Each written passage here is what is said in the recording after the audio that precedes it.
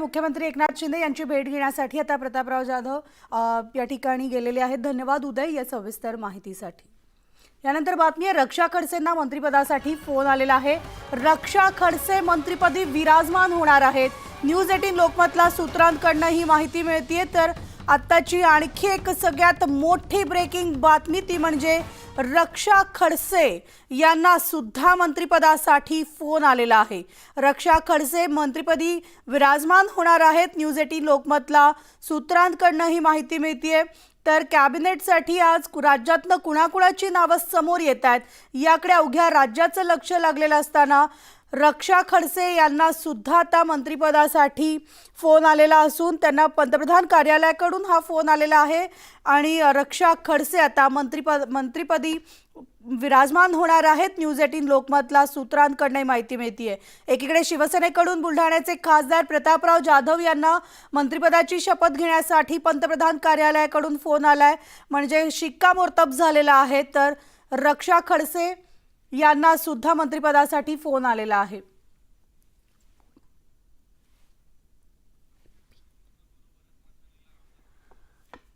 तर आमचे प्रतिनिधी प्रशांत लीला रामदास आपल्या सोबत आहेत आणि त्यांच्यासोबत रक्षा खडसे सुद्धा आहेत।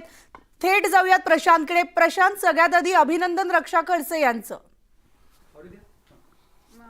रक्षा खडसेंचं आम्ही अभिनंदन रक्षा खडसेंचं मी अभिनंदन करतो। थेट रक्षा खडसे माझ्यासोबत आहेत। नुकत्याच आपल्याला पंतप्रधान कार्यालयाच्या वतीने फोन आला, पहिली प्रतिक्रिया काय? मलाही विश्वास बसत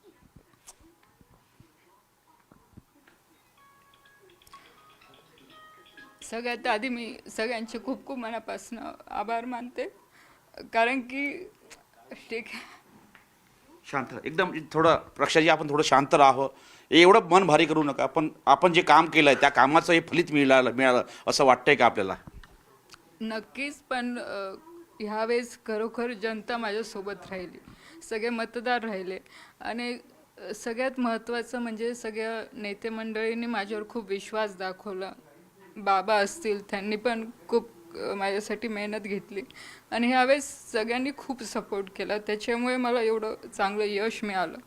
आणि आज नक्कीच मोदीजी असतील, अमितजी असतील, देवेंद्रजी असतील, सगळ्यांचे खूप खूप मनापासून आभार मानते की त्यांनी एवढ्या कमी वयामध्ये एवढी मोठी आज संधी मला मिळालेली आहे। ज्या पद्धतीनं हा जो क्षण आहे, या क्षणामध्ये जर बघितलं तर यापूर्वी एकनाथजी खडसे मंत्री होते राज्यामध्ये, त्यानंतर तुम्ही सून म्हणून तुमच्याकडे केंद्राची मोठी जबाबदारी येते। काय वाटतं यावेळेस कोणाची आठवण तुम्हाला सगळ्यात जास्त येते? बघा, आज परिवारातलं आज बघायला गेलं तर आज माझे पती नाही आहे।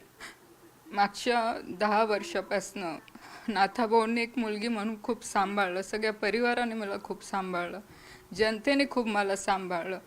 मागच्या काळामध्ये नाथाभाऊंना दुसऱ्या पक्षात जावं लागलं काही त्यांच्या अडचणींमुळे, पण त्यावेळेससुद्धा पक्षाचे सगळे नेते माझ्यासोबत भक्कमपणे उभे राहिले आणि कधी तशी जाणीव मला म्हणजे जाणीव करून नाही दिली की मी एकटी आहे। सगळ्यांनी खूप सहकार्य केलं आणि ह्यावेळेसची परिस्थिती महाराष्ट्रामध्ये आपण जर बघितली असेल तर खूप अतिटोटीची होती, पण तरीसुद्धा जनतेने माझ्यावर विश्वास ठेवून मला परत तिसऱ्यांदा एवढ्या चांगल्या मतांनी मला निवडून दिलेलं आहे। आणि मला असं वाटतं की आज परिवारातले लोक, नक्कीच माझे 2 छोटे मुलं आहे, आज त्यांनीसुद्धा माझ्यासाठी खूप मेहनत घेतलेली आहे, त्यांच्या परीने का होईना।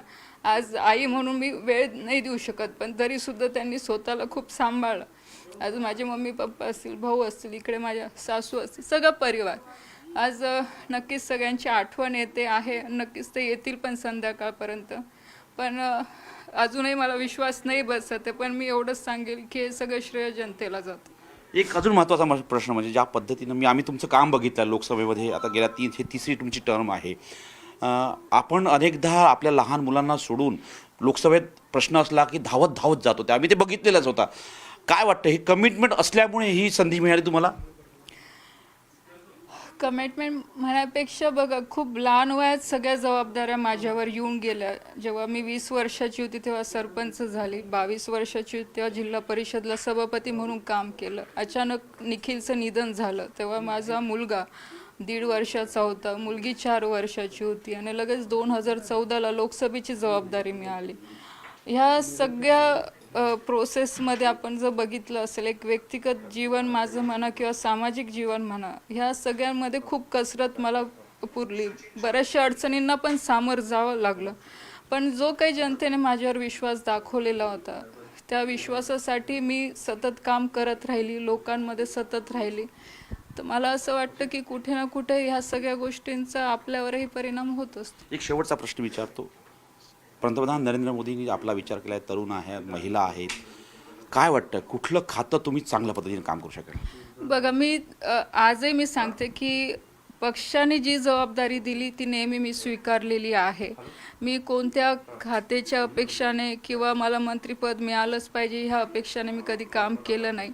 आज मला अभिमान वाटतो की आदरणीय मोदी साहेबांच्या नेतृत्वामध्ये मला तिसऱ्यांदा काम करायची संधी मिळते आहे. कारण की आज माझ्यासारख्या महिला ज्या आहेत, ज्या तरुण महिला आहे किंवा तरुण आपले मुलं असतील जे राजकारणात आता आलेले आहे, जे खूप कमी वयाचे आहे, आमच्यासारख्या आजच्या जनरेशनचं विजन हे खूप वेगळं आहे. आम्ही देशासाठी काम करायची एक अपेक्षा ठेवतो, एक इच्छा ठेवतो आणि आदरणीय मोदी साहेब त्या विजनने ह्या देशाला पुढे घेऊन चाललेले आहेत. तर नक्कीच त्यांच्यासोबत आज काम करायची संधी मिळणं हीच माझ्यासाठी खूप मोठी गोष्ट आहे. खातं कोणतं भेटेल त्याची काही मला अपेक्षा नाही, पण नक्कीच पूर्ण 100% माझं प्रामाणिकपणे काम करायचा प्रयत्न मी करेल. आणि आदरणीय मोदी साहेबांनी जो संकल्प घेतलेला आहे या विकसित भारतचा, त्या संकल्पाला नक्कीच माझा थोडाफार खारीचा वाटा का होईना त्याच्यामध्ये मी सहभागी राहील. धन्यवाद. हे होते रक्षा खडसेंना विज्युअल दिले जात आहे आणि जर बघितलं तर आपण त्यांचं स्वागत देखील केलं जात आहे, पाया पडताय. हा एक अतिशय महत्त्वाचा म्हणजे भावूक क्षण आहे हा रक्षा खडसेसाठी.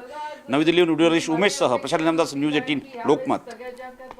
अगदी बरोबर प्रशांत, आपण पाहतोय खरं तर की अतिशय भावूक झालेल्या रक्षा खडसे आपल्याला पाहायला मिळाल्या. कारण रक्षा खडसे यांची ही तिसरी खासदारकीची टर्म आणि पहिलं हे मंत्रीपद रक्षा खडसेंना, त्यामुळे आपले अश्रू अनावर झाले. अर्थात त्यांनी हे सगळं श्रेय जे आहे ते जनतेचं असल्याचं म्हटलेलं आहे, जनतेचे आभार मानलेले आहेत आणि आज रक्षा खडसे सुद्धा मंत्रिपदाची शपथ घेणार आहेत.